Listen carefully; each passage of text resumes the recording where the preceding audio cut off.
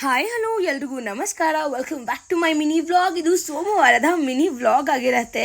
ಇವತ್ತು ಮಾರ್ನಿಂಗ್ ಬೇಗನೆ ಎದ್ದು ಕಾಲೇಜಿಗೆ ರೆಡಿ ಆದೆ, ಯಾಕಂದರೆ ನನಗೆ ಫೈನಲ್ ಇಯರ್ ಎಕ್ಸಾಮ್ ಸ್ಟಾರ್ಟ್ ಆಗಿದೆ. ಸೊ ಅದಕ್ಕೆ ಮೊಬೈಲಲ್ಲೂ ಚಾರ್ಜ್ ಇರಲಿಲ್ಲ, ಹಾಗೆ ಲ್ಯಾಪ್ಟಾಪಲ್ಲೂ ಚಾರ್ಜ್ ಇರಲಿಲ್ಲ. ಅದಕ್ಕೆ ಚಾರ್ಜನ್ನು ಬಿಟ್ಟೋಗಿದೆ ಅಂತ ಸಿರಿ ಓಡ್ ಬಂದು ತೊಗೊಂಡು ಬಂದು ಕೊಟ್ಲು.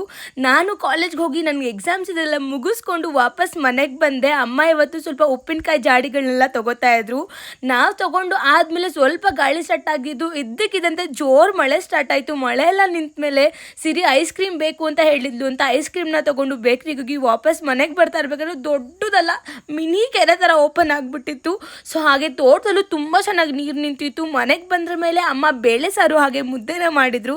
ಊಟ ಮಾಡಿಕೊಂಡೆ. ಇವತ್ತು ಮಳೆ ಬರ್ತಾ ಇತ್ತು. ಆ ಟೈಮಲ್ಲೇ ಅಮ್ಮ ಮತ್ತು ಅಪ್ಪ ಹಾಲನ್ನ ಕರಿತಾ ಇದ್ರು.